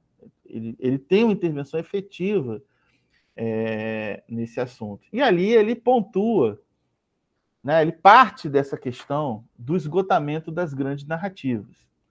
E como assinalaram diversos críticos, principalmente do campo do marxismo, me refiro aqui a Allen Wood, que é um historiador estadunidense, falecida em 2016, né? Ou outra figura super importante, que é o indiano Ajaz Ahmad, né, o crítico cultural indiano chamado Ajaz Ahmad, em certo sentido, o próprio David Harvey, as considerações do Lyotard sobre o fim, o esgotamento das grandes narrativas, evidentemente se direcionava contra o marxismo. E contra o marxismo, numa chave muito peculiar, que é uma chave que é peculiar e, ao mesmo tempo, é muito generalizada no discurso anticomunista do século XX, que é uma associação entre... Ou seja, na crítica ao marxismo, na verdade, se oferece como prova, aí remetendo à noção do Aristóteles, as experiências feitas em nome do marxismo. Né? Ou seja, como se o marxismo se reduzisse a uma ideologia estatal, a uma religião de Estado, como diria o Eric Hobsbawm, quando ele trata justamente sobre o que o marxismo passou a ser naquela parte da Europa vinculada ao chamado mundo socialista e à própria União Soviética, ou seja, um catecismo de Estado. Mas o marxismo é isso? É honesto tratar o marxismo simplesmente como uma teoria que era teorias para justificar, fazer um discurso justificativo das experiências históricas desses regimes? Ou seja, isso não faz muito sentido. No caso do Lyotard, tem um toque de desonestidade, principalmente por causa da trajetória dele. O Lyotard tinha sido do grupo Socialismo ou Barbárie, né? Um grupo muito conhecido por seu viés, digamos assim, trotskizante. Né? Tá lá no livro do Daniel Bessaid, Trotskismos. Essa corrente, essa vertente, que vão participar outras figuras muito importantes do mundo intelectual francês. Então ele sabia que o marxismo não podia se reduzir, do ponto de vista de uma teoria, a simplesmente uma ideologia, um catecismo de Estado. Ele tinha ele sabia isso, mas ele só nega esse ponto de vista e trata assim. E por quê? Porque, do ponto de vista do conteúdo, daquilo que ele está falando de crise das grandes narrativas, o que ele apresenta como prova é muito mais a situação do início de uma longa crise da Polônia, que vai marcar o processo de desagregação do antigo mundo socialista, do colapso do mundo soviético, muito mais do que questões internas da teoria marxista. Né? Para ele estar celebrando, constatando essa questão do fim das grandes narrativas, né? Que em certos ciclos até hoje é repetido do mundo acadêmico, mas até os filósofos, não necessariamente marxistas, mais sérios, já reconhecem que essa história do fim das grandes narrativas é uma grande narrativa. Né? É basicamente uma grande narrativa. É uma narrativa sobre o fim das grandes narrativas. E uma narrativa sem muita sustentação, porque isso não tem a ver muito com os conteúdos. Por que eu digo isso? Porque com muita tranquilidade, a gente pode até não concordar, mas autores marxistas foram capazes de explicar o próprio colapso soviético, de explicar esse momento histórico do mundo contemporâneo que vivemos, dos anos 70 para cá. A gente pode até discordar de alguns desses autores, mas eles têm uma explicação sobre isso. Como é que se esgotou isso que ele está querendo reduzir como grande narrativa? O próprio Eric Hobsbawm é um dos grandes explicadores do século XX, do sentido da história do século XX. O sentido, obviamente, que só pode ser explicado no final. Né? Ou seja, quando o século se conclui, e como diria o Enzo Traverso, ou seja, há um autor que a gente tem muita referência para a gente, que eu retomo aqui, o sentimento de que o século tinha acabado, quando acabou a União Soviética, era geral. Mas o Hobsbawm foi o primeiro lá, foi lá e falou. Foi isso que aconteceu. Acabou o século, virou o século. É isso que representa. Isso aqui foi um século breve. Ele começa na Primeira Guerra Mundial e acaba com o fim do colapso soviético. Como é que acabou essa? Como é que essa teoria se esgotou? Né? Ou seja, não é a primeira vez que é declarada essa morte do marxismo, né? Esse esgotamento do marxismo, seja como for, até como grande narrativa, que é isso que o Lyotard está querendo reduzir. Né? Aliás, os primeiros movimentos intelectuais de refutação do marxismo, para utilizar essa palavra da moda, foram feitos antes da própria Revolução Soviética. Né? Eu me refiro aqui a Bombaverk, economista austríaco, que vai escrever um livro no final do século XIX denominado O Esgotamento do Sistema de Karl Marx, ou seja, o esgotamento do sistema explicativo de Karl Marx sobre o capitalismo. Ou o próprio Benedetto Croce, né, que é um dos que introduzem essa problemática do Bombaverk no ambiente cultural latino, tanto na Itália quanto na França, né, pela projeção e estatura intelectual do Croce. Proclamaram, na virada do século XIX para o século XX, o fim do marxismo, o esgotamento do marxismo, e uma década, alguns anos depois, tem a Revolução Soviética, e aí? Né? Então, é muito curioso. Eu tive um professor de teoria, no primeiro período da faculdade, que todas as aulas ele falava do enterro do marxismo. Né? E aí, alguns anos depois, eu já dando aula na universidade e tal, tive a oportunidade de sentar na mesa com ele. Eu falei que eu era meio que um Walking Dead. Né? Ele é uma pessoa simpática, a gente tem uma relação cordial, mas eu não deixei de lembrar um pouco e fazer essa provocação. Né? Mas assim, eu penso desse ponto de vista, eu estou falando isso do ponto de vista de que a vitalidade de uma teoria é a capacidade dela explicar os acontecimentos. Né? E a grande questão da teoria marxista é a crítica do capitalismo. E a gente continua no mundo capitalista. Não é só para a gente ter o pano de fundo dessa ideia de fim das grandes narrativas, ou seja, é uma grande narrativa que é incapaz de fazer com que entendamos o momento histórico que estamos vivendo. Ou seja, que a gente continua nesse modo de produção de mercadorias que tem uma coisa que move toda a nossa libido de ser humano em direção à própria acumulação, né? Em direção à satisfação das necessidades a partir da lógica do mercado. Né? E está aí, esse sistema é mais triunfante que nunca. Né? Como diria o Sartre, né? O esgotamento do marxismo ele é possível, obviamente, né? Principalmente no mundo não capitalista. O capitalismo sendo superado. Enquanto tem capitalismo, o marxismo tem essa capacidade ainda de explicá-lo, né? E de trazer contribuições, né? Para o entendimento do real. Pois bem, então a gente está nesse mundo, né, capitalista, basicamente, capitalista, ou seja, que, como eu diria, e que o horizonte de expectativas, aí acho que esse que é o ponto, se estreitou de uma forma muito grande, principalmente quando a gente compara o mundo de hoje ao mundo do século XX. Né? Quando acabou a União Soviética, o Frederick Jameson fez uma reflexão que é muito citada, está nesse livro do Slavoj Žižek, que é o Mapa da Ideologia, o Žižek cita muito essa passagem, muitos autores citam essa passagem, que o Jameson diz o seguinte, nos anos 60, o futuro da humanidade estava em questão, era em aberto. O que é que vai ser o futuro? O capitalismo burocrático? O capitalismo ultraliberal? O socialismo burocrático? Um socialismo diferente desse que está sendo apresentado? Se a gente vê na década de 60... Né? Ou seja, o discurso anticomunista ele sempre tentou reduzir as experiências socialistas a simplesmente variantes de uma mesma coisa. Mas nos anos 60, essa ideia era muito difícil de ser sustentada. Né? O mundo socialista havia grandes disputas internas. O processo da Revolução Cubana não estava definido no início da década de 60 ainda. Estava em questão que socialismo é aquele.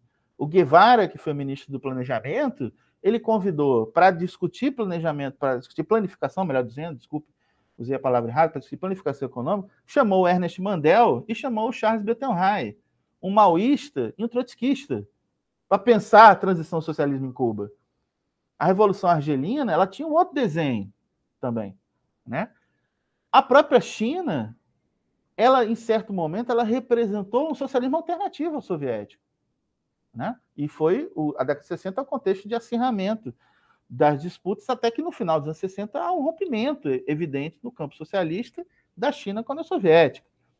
Portanto, o campo daquilo que se chama de mundo socialista, se entrar no debate se aquilo era socialismo ou não, isso interessa aos peritos, mas do ponto de vista do discurso público, aquilo era socialismo, né? Ou seja, para a imensa maioria dos viventes do planeta Terra, era aquilo que estava em questão. E aquilo representava um outro horizonte futuro. Quer a pessoa, os seres humanos dos anos 60, gostassem do socialismo ou não. Ele estava no horizonte. Estava no horizonte de quem lutava pelo socialismo e quem era contra o socialismo. Não era questão que você podia ser indiferente. Ele estava no horizonte. Ou seja, o futuro estava em aberto. Quando vem 1991, acaba a União Soviética, o que é que o Jameson fala? Hoje em dia, é mais fácil você acreditar no colapso da humanidade por alguma questão ambiental, por alguma hecatombe nuclear, do que o fim do capitalismo. Ou até uma mera reforma no capitalismo. Né? Ou seja, é o colapso da esquerda. Você tem uma parte da esquerda, que é a mais moderada, que adere ao neoliberalismo. Basta lembrar que a introdução do neoliberalismo, tanto na Espanha como na França, foi obra de governos social-democratas, né? Foi Mitterrand na França e Felipe González na Espanha. E no caso soviético, a restauração do capitalismo é obra de uma parte da burocracia do Partido Comunista Soviético, né? O Perry Anderson fala isso no texto dele, muito citado, mas também muito superficial, né? O Balanço do Neoliberalismo, que é um texto de 1995, como o setor da burocracia da Tchecoslováquia, por exemplo, virou hayekiano. E assim, eu tenho estudado um pouco neoliberalismo, essa escola austríaca, Hayek, Mises, isso não tem aplicabilidade. Aquilo é um discurso... o neoliberalismo ele tem aquelas correntes, que são aquelas divisões de mundo, onde os caras aplicam aquilo, tipo Escola de Chicago, Robert Lucas, que é a economia novo clássico, algumas correntes onde os caras teorizam e aplicam as coisas. E tem essas que são mero discurso, até no sentido nietzschiano, que é a escola austríaca. Aquele mundo que eles vivem, que eles figuram, é impossível, é uma grande distopia, né? Tipo o anarcapitalismo, essas bobagens aí, que, enfim, tem zero aplicabilidade, né? E é isso, né? Quer dizer, você tem o setor dentro da própria esquerda que vai aderindo, vai passando o processo de transformismo, né? E se chega a uma situação que é essa, que infelizmente está até hoje. Já a Revolução Socialista saiu do horizonte. Ela é colocada no horizonte como um fantasma pela extrema-direita, que identifica qualquer mínima movimento de ampliação de determinadas franquias democráticas como igual ao comunismo, né? Como é que os caras inventaram, né, essa baboseira do marxismo cultural, né? Que os marxistas agora não querem mais mudar o modo de produção, eles querem destruir a família, porque a família é a base da sociedade. Aí dizem que isso está no Gramsci, e que está na escola de Frankfurt. Não sei aonde. Ou seja, inventaram isso, né? Inventaram essa narrativa, e com base nisso, quem é que vira de esquerda? Todo mundo, até o Obama, né? Até os anticomunistas do Partido Democrata, até o governo Clinton, né? Se o cara, uma luta mínima por uma cota para entrada na universidade vira uma luta pelo comunismo. Isso, obviamente, sem que desmereça essas lutas. Elas são fundamentais. Elas estão aí, elas são importantes, elas são necessárias, elas são imanentes, né? Elas são fundamentais. Mas a luta pelo socialismo é um pouco além disso, né? Não é muito além disso, mas os caras inventaram essa coisa, que daí eles identificam a novela da Globo como marxismo cultural, né? Um delírio completo. A ideia de que um grande magnata do sistema financeiro internacional, que é o George Soros, financia o comunismo, é um delírio completo. Mas se você não sabe o que é socialismo, você não sabe o que é capitalismo, para começar a história, né? Você pode acreditar nisso aí, né? Porque é um grande esquema que você encaixa, né? Você espanca a realidade para se encaixar nesse esquema. Isso é coisa muito importante para a gente historiador também. Quantos historiadores sabem o que é capitalismo? Sabe? Eu comecei a ter necessidade de iniciar meus cursos, minha disciplina de História Contemporânea, eu dou aula no curso de Políticas Públicas. Não é para o curso de História. Eu não estou formando historiadores, né? Estou formando analista de políticas públicas. Eu começo falando sobre o que é capitalismo. Porque chegou um momento do curso que eu falava qualquer consideração do capitalismo, tinha uma parte da turma que achava que a pessoa é capitalista porque ela troca sempre de celular, porque ela quer ter sempre um celular novo, porque ela é consumista, né? Ou seja, ela pega uma dimensão absolutamente periférica, digamos assim, do núcleo do modo de produção capitalista e acha que o capitalismo é aquilo. É como se fosse uma ética particular. Porque, em certo sentido, as ideias de quem propõe um mundo além do capital, elas são a ética um pouco particular, porque esse mundo além do capital, infelizmente, não existe. Né? Então, acaba sendo uma adesão, né? Aquela coisa. Para você ser um socialista, você adere a um ideário. Para ser um anarquista, você adere a um conjunto de ideias, de princípios éticos, etc., e você se engaja no movimento social. Para você ser capitalista, você tem que ter capital. Você pode ser até um defensor do capitalismo, mas não necessariamente você vai ser um capitalista. Você vai ter, né, a posição de capitalista socialmente determinada. Né? Então, é daí que a importância do entendimento sobre essas coisas. Pois bem, então eu penso assim, e aí onde entra essa questão das narrativas, né? Eu acho que tem uma coisa importante, e aí eu entro no tema do revisionismo histórico, que é justamente algo que, em certo sentido, eu deixei de valorizar em muita coisa que eu escrevi sobre o assunto, e que eu acho que eu ainda tenho que me pronunciar sobre isso, tratando dessa distinção. A diferença entre um revisionismo histórico e um revisionismo na historiografia. E a relação entre essas coisas. Porque o revisionismo histórico, de fato, ele é um problema que está inscrito no debate da consciência histórica da sociedade. Né? Ou seja, entram nessa disputa sobre a interpretação do passado visões que estão na academia e visões que não estão na academia. E que se apresentam, inclusive, contra a academia, porque são aquelas justamente que dizem que na academia todo mundo é comunista, né? O que é uma bobagem completa. Né? Ou seja, em muitos sentidos, isso é uma falsidade completa. Eu lembro da minha experiência quando eu entrei de forma muito ingênua no primeiro período de História na UFRJ, em que eu tinha uma imagem de que eu estava entrando no curso que, de fato, todo mundo era muito de esquerda, porque, enfim, eu tinha ali aquele marxismo rudimentar do movimento social, dos partidos de esquerda, das organizações trotskistas, e, obviamente, achava que aquilo explicava o mundo. Né? E entro na faculdade de História e descubro que tem professor que fala de enterro do marxismo, tem antimarxistas, e tem muitos. Aí, isso é uma coisa que até me chocou mais, que na crítica ao que eles diziam que era o marxismo, eles não sabiam o que eu estava falando. Porque eu acho que tem esse é um outro ponto que deve ser dito, assim, sem querer ser antipático. Né?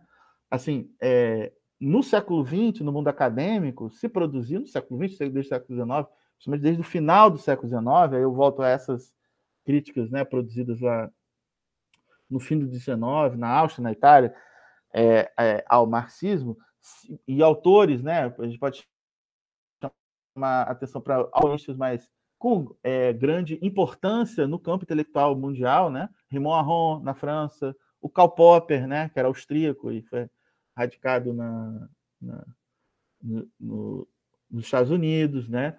E que produziram críticas ao marxismo que se preocuparam minimamente de ler o Marx.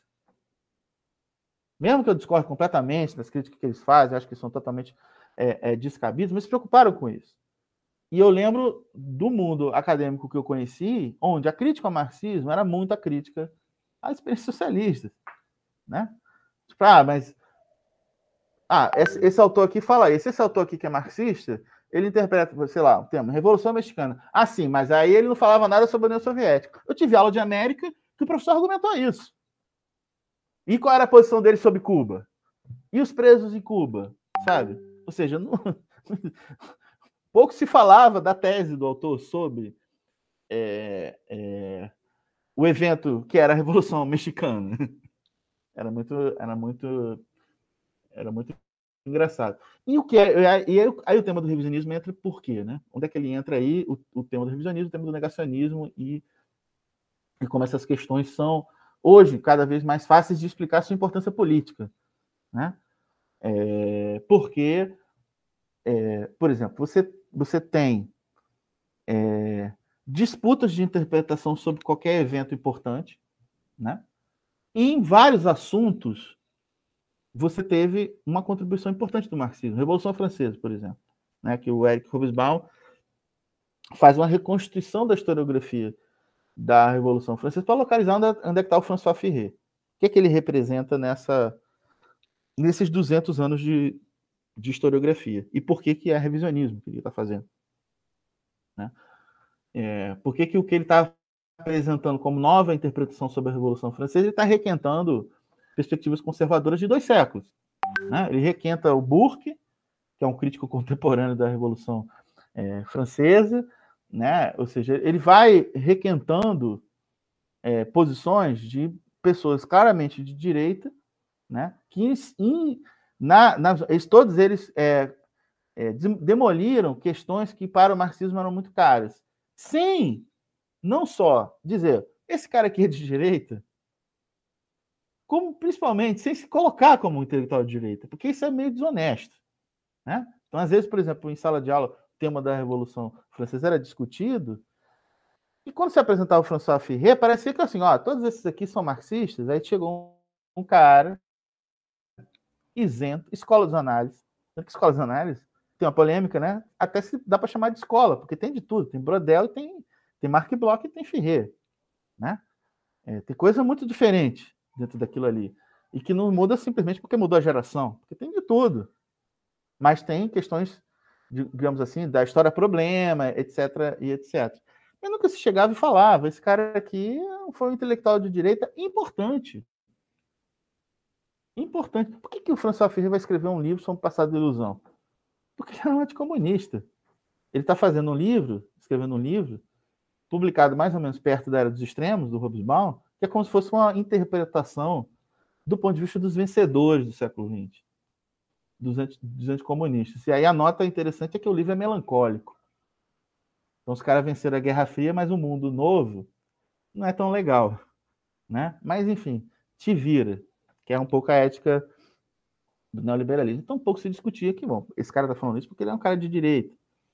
Né? Foi um cara que combateu o Pierre Bourdieu quando o Pierre Bourdieu falou que tinha que participar das lutas contra o neoliberalismo na França de 1995, tinha que apoiar a grande greve geral de 95. Né? E o François Ferré e o Pierre Nora e outras figuras foram contra a greve geral. E estavam lá apoiando as reformas, as agendas do mercado. Né? Bom, vamos fazer o debate explicitamente. Às vezes esses caras, né, são lidos, e alguns deles são, de fato, importantes, outros não, outros são construções midiáticas, como a gente vê tanto, né, no mercado editorial brasileiro, né? Algumas pessoas que ganham determinada relevância pela sua contribuição efetiva no campo intelectual, mesmo que a gente discorde, e aqueles que ganham simplesmente porque foram alçados à condição de grandes especialistas no assunto. Ou seja, o que se explica, e aí parece que eu estou fugindo um pouco do assunto, mas eu estou falando um pouco disso também, o que se explica que em determinada época da última década no Brasil, um sujeito como Demetrio Magnoli foi alçado à condição de grande especialista no Brasil do tema do racismo. O que explica, se não uma fabricação midiática bancada por grandes interesses? Né? O que explica isso? O cara não tem, né? Como muitos outros aí que ganharam uma certa projeção sem que necessariamente isso se refletisse numa respeitabilidade interna ao campo acadêmico, porque tem essas duas coisas, ou seja, tem aqueles autores que eu e o próprio Carlos Zacarias e muitos outros de nós dedicamos mais tempo para a crítica, porque eles, digamos assim, têm relevância e grande inserção no mundo acadêmico, e editorial e etc., e também no debate público, e tem aqueles que eles simplesmente não têm nenhuma respeitabilidade no campo acadêmico, mas são projetados por determinados interesses para que eles se tornem uma voz autorizada a falar de determinados assuntos. Eu dou o exemplo do Marco Antônio Villa também. O que fez o Marco Antônio Villa escrever tanta besteira e ser alçado à condição de grande especialista brasileiro sobre 64? Então, um cara que falava... ou o Hélio Gaspari, né? Um cara com uma obra com muitos problemas, e que foi celebrado na mídia, levando alguns historiadores revisionistas a citá-lo como fonte. né? Em determinado momento, alguns livros, alguns autores, não vou ficar me referindo a tantos nomes assim, para não ficar parecendo que é um debate muito ad hominem, mas a gente tem que ter consciência de que quando a gente elege uma obra para a gente criticar, é porque a gente considera que aquela obra tem importância no campo acadêmico e também no debate público, né? Não é uma escolha aleatória. E é necessário, na crítica, criticar os autores das teses, né? E não os seus epígonos, né? Então, por isso que estou falando isso, dando essa volta toda, por exemplo, quando a gente vê um autor como Daniel Arão Reis, por exemplo, que escreveu muitos livros sobre a ditadura militar, um ex-militante de esquerda, se considera de esquerda até hoje, pelo menos a última vez que eu estive com ele fazendo um debate, se colocou nesse sentido, acho que ele tem uma intervenção pública, se coloca nesse sentido. Quando a gente vê ele citando o Hélio Gaspari como alguém que autoriza ele a ter opinião, né, que é meramente opinativa, de que a ditadura militar acabou em 79, com o fim do AI-5 e a lei da anistia, e ele coloca como argumento de autoridade que o Gaspari tem a mesma opinião, é um problema que a gente tá enfrentando aqui, né? Ou pior, né, como o Vila, né, que embora não tenha a respeitabilidade acadêmica, nem densidade de alguns debates, né, que o Daniel Arão traz, diga que a ditadura só começou em 68, no AI-5, né? É como basicamente se a gente imaginasse que as manifestações estudantis de 68 contra a ditadura eram uma espécie de delírio coletivo, já que o Brasil só foi ter ditadura no AI-5. Né? Então é como se... O que esse pessoal está protestando contra o quê, já que não tem ditadura? Porque a tese dele é essa. A tese do Vila é de que a ditadura foi do AI-5 até 79. Né? Então é um troço assim... e muito sem sustentação, e muito mais no caminho de torná-lo um intelectual público da direita que tem sido reabilitado hoje no campo do antibolsonarismo, principalmente por uma certa ingenuidade, né, no campo político de muita gente que está disposta a transigir com muita gente que ajudou a fabricar o estado de coisas que estamos atravessando agora, na experiência muito traumática de estar diante do governo de extrema-direita que nos odeia. E nos odeia a todos e considera que todos nós, na verdade, somos tudo a mesma coisa, né? Aqueles que a gente critica. Mas, de fato, isso tem questões, né, que são colocadas. Bom, quando a gente está falando desses problemas, né, por exemplo, de interpretativo sobre o passado, e aí eu trouxe agora o debate da periodização da ditadura militar, né, que é um tema historiográfico clássico, né, debate sobre periodizações, e a gente considera, né, que essa tese ela é problemática. A gente encontra no autores dessas teses outras problemáticas que têm envolvido questões ético-políticas que, de fato, têm que ser mais levadas a sério, né? Ou seja, a ideia de que os movimentos de resistência armada à ditadura militar não eram movimentos democráticos e, principalmente, eram movimentos que queriam, objetivavam a implantação de outra ditadura. Bom, o problema é que esse discurso não está só no Ustra, né? O problema é quando esse discurso está na literatura acadêmica. Por isso que isso tem a ver com a questão que o Zacarias colocou muito bem, como o revisionismo no campo historiográfico, ele, de certo modo, abre uma brecha para o negacionismo histórico.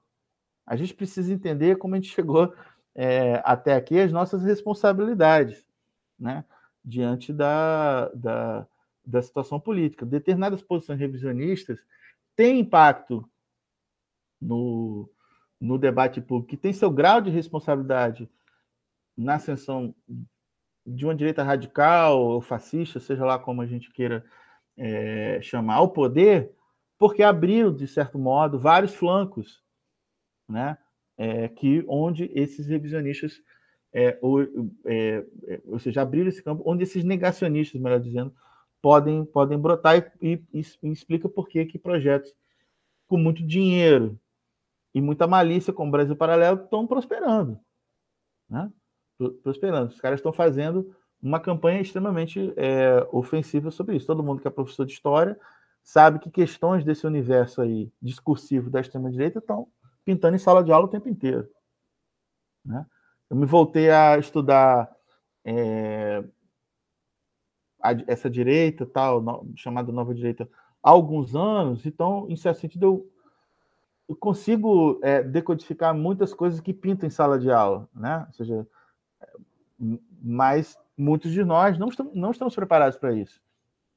Ou seja, imagina um professor de história que fez uma trajetória correta, brilhante, na universidade boa, tal, chega em sala de aula e vem um aluno e fala que o nazismo é de esquerda. Esse debate não existe no mundo acadêmico. Como é que você responde isso? Ou seja, para quem conhece a história da Alemanha, é obviedade que isso é uma maluquice. Tá bom, mas e aí? Você vai simplesmente... Eu teve uma época que eu mesmo falava... O que eu fazia? Fazer uma piada. Eu falava, por que o nazismo é de esquerda? Porque é nacional-socialismo. Eu falava. Então, quando você encontrar um peixe-boi, você vai acreditar que é um cruzamento de uma tilápia com uma vaca, né? Você cruzou e deu um peixe-boi. Ou quando você encontrar com um cavalo marinho, vê se você puxa uma carroça com ele, já que ele é cavalo, né? Já que é cavalo marinho. Ou seja, vai ficar levando a sério. Um dos partidos mais de direita do Brasil, até hoje, é um partido que se chama progressista. Né? O outro chama democratas, né? Quer dizer que isso é uma questão básica do conhecimento, mas para um senso comum muito desinformado, essas coisas colam, né? Porque ela vem com subtexto. Se o professor está dizendo que é errado, porque ele é um doutrinador, né? É o argumento de que ele é um doutrinador que resvala na ideia de que o professor de história tem simplesmente que contar os fatos, como se a própria eleição de quais fatos que tem que ser contados não passasse por mediações, né? Então, eu estou só vou encerrando já o meu comentário, dizendo, ou seja, como essas questões sobre a interpretação do passado e sobre isso que se chama de guerra de narrativas, ela tem uma evidente importância política, e isso parece um truísmo, porque ela está sempre localizada na esfera da política, mas o que eu quero chamar a atenção e que quero colocar para o debate, para a gente conversar, e esse ponto vai muito no sentido de questões que o Zacarias trouxe, é a questão da responsabilidade ética que os historiadores têm. Ou seja, eu não estou aqui fazendo um discurso de conversão, todos têm que ser marxistas. Eu acho que isso é uma besteira, certo? Isso é uma bobagem. Os melhores historiadores marxistas fugiram disso, né? Só chama atenção para a intervenção do Pierre Vilar dos anos 70, na famosa coleção sobre Nova História. O que ele diz ali? Não, o que ele acha ideal não é que todo mundo vire historiador marxista, ele foi que todo mundo vire historiador. Quer dizer, que o historiador tem um compromisso com a verdade, trabalha com fonte, com problema, com hipótese, né, que produza um trabalho científico. Se o cara vai ser marxista ou não, bom, ele é. Eu sou, mas assim, eu não vou ficar cobrando quem não é, né? Que é um negócio que não faz sentido. Parece um discurso mais próximo da religião do que de uma vertente teórica no campo científico, que é basicamente isso, que obviamente, pelo seu enquadramento teórico, vai ter discordâncias com outros, mas isso é parte do nosso campo intelectual, né? Isso não é uma coisa para ser tratada como questões pessoais, né?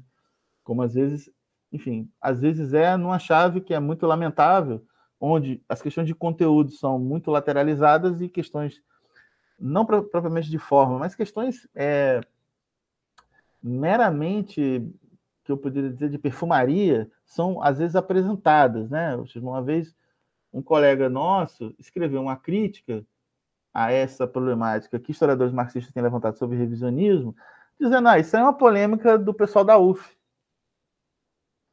Tipo, o cara não presta atenção nem onde estão localizados profissionalmente as pessoas que participam desse debate, né, para fazer uma afirmação dessa natureza. Ou seja, não está muito interessado em, de fato, entrar no tema, né, entrar no assunto e produzir uma interlocução, né, que seja válida.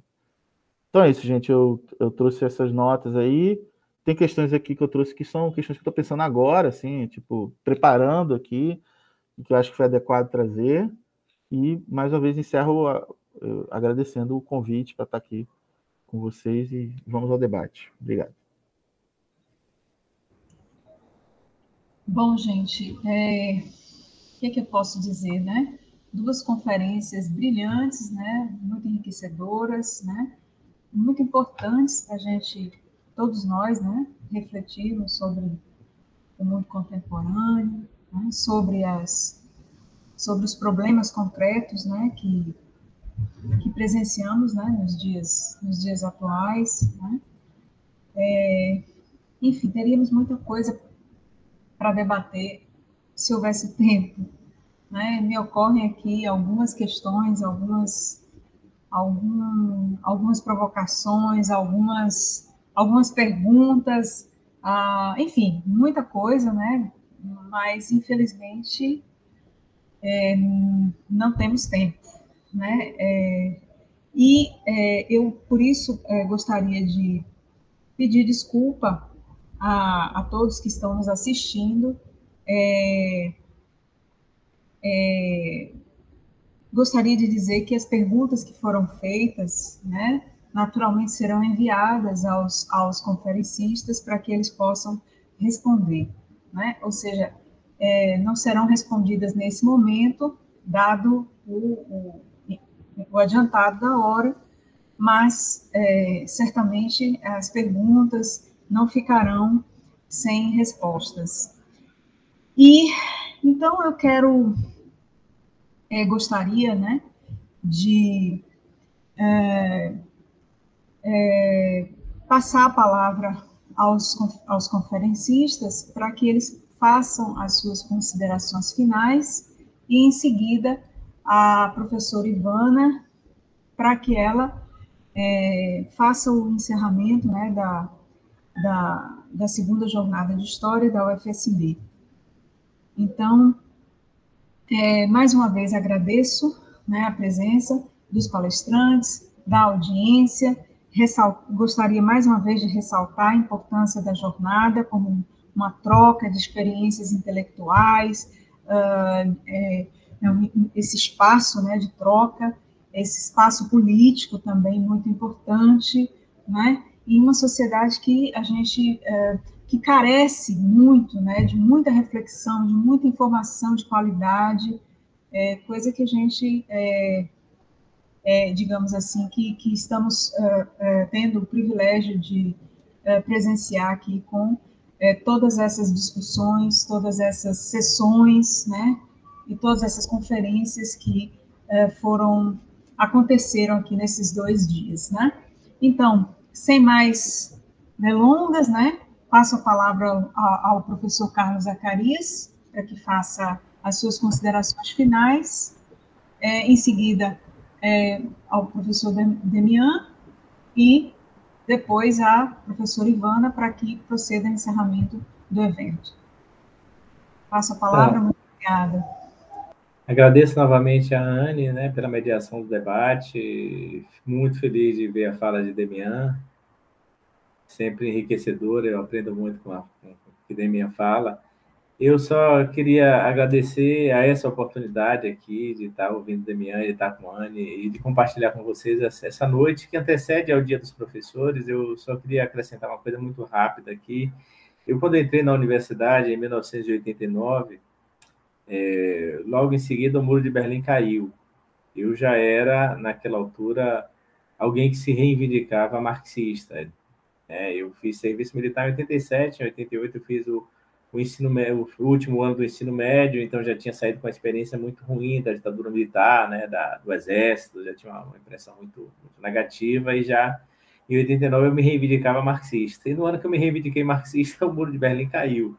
Eu, como era também, como Demian, dessa tradição trotskista, eu dizia que o Muro de Berlim não tinha caído na minha cabeça, e na verdade caiu. Depois nós constatamos que caiu e bateu forte, né? E o desafio que eu tive lá no passado não é um desafio maior do que os futuros professores de história têm, os que os estudantes e os professores de história têm. Uma pesquisa do MIT, que foi citada por Giuliano Dampoli naquele livro O Engenheiro do Caos, disse que uma mentira tem 70% mais chances de ser compartilhada do que uma verdade nas redes sociais. E como nós lidamos permanentemente com a verdade, o desafio nosso é desfazer todas as mentiras possíveis. E, nesse sentido, o desafio dos estudantes de história e dos futuros professores de história lidarem, como o Demian falou aí, na sala de aula, com essas mentiras, essas farsas, da melhor maneira possível, enfrentando elas com coragem, com inteligência e sem se intimidar. Então, eu espero que vocês aqui, futuros historiadores e professores que vão sair do UFSB, façam isso e honrem as próximas gerações, porque se eu e Demian, que veio depois de mim, sobrevivemos a esse período que foi terrível, vocês também hão de sobreviver, nós também haveremos de sobreviver para poder derrotar a mentira e a extrema-direita no país. Então, agradeço muito e, quem sabe, numa próxima a gente responde as perguntas que ficaram aqui movimentando no chat aqui. Muito obrigada. Com a palavra, o professor Demian. Então, eu queria também, mais uma vez, agradecer o convite para estar aqui, compartilhando essas reflexões com vocês, e dizer isso, né? Estar vésperas do Dia do Professor, né? Das nossas responsabilidades éticas, né? E como isso é importante nas mais variadas atividades que exercemos, e o nosso campo profissional particular da história, não menos, né? Compromisso com a verdade e a questão da importância pública da atividade que exercemos. Não só, mas obviamente isso é importante, nós que somos também servidores públicos, né, que temos um dever profissional de retribuir o investimento que a sociedade faz nas nossas carreiras profissionais, né, na nossa atividade, mas do ponto de vista do sentido mais profundo do que é ser professor, né? Então, e principalmente na nossa área, na área de história, as questões que eu trouxe hoje é justamente buscando provocar, né, algumas reflexões. Vi também no chat várias perguntas muito interessantes que infelizmente não temos tempo de responder, mais uma vez demonstrando a importância dessa atividade, né? E minha felicidade de estar aqui com vocês essa noite. É isso, boa noite e até a próxima. Mais uma vez, muito obrigada, professor Damian. E eu passo a palavra para a Ivana, né? Ivana Maria Ganahan, que vai finalizar aqui o nosso evento.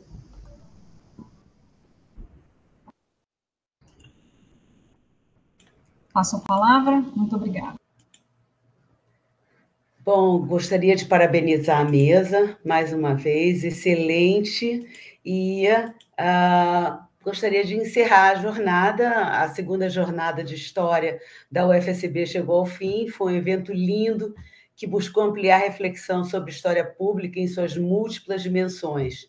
Essa jornada também celebra a importância da história e do historiador, uma profissão que agora se valorizou com a aprovação em agosto do ano passado da lei que regulamenta a profissão. Então, em nome da equipe organizadora, eu queria encerrar a segunda jornada de História da UFSB agradecendo aos que colaboraram para que ela fosse possível. Primeiro, eu gostaria de saudar o público que participou das mesas e sessões de comunicação oral com a sua presença e perguntas. Muito obrigada por terem prestigiado o nosso evento. Agradecemos também aos palestrantes que, com seus profundos conhecimentos, generosamente compartilharam suas reflexões conosco, assim como também agradecemos aos autores e autoras que submeteram seus trabalhos e os apresentaram nas sessões de comunicação oral.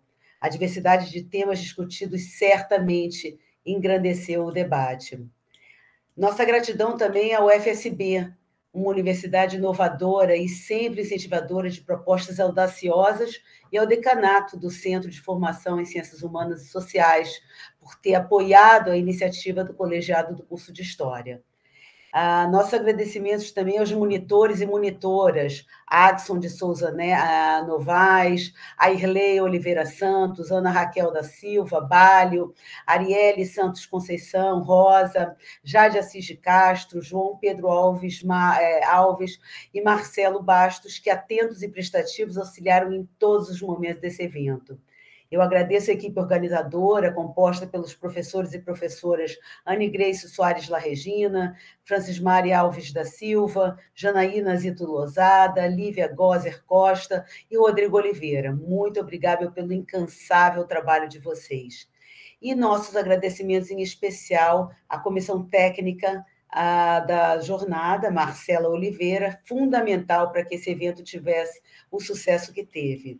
Gratidão também à designer do evento, Gabriela de Souza e Souza, que lindamente criou a arte da jornada. Então, muito obrigada a todos, todas e todes, e que hajam muitas outras jornadas. Até a próxima, gente.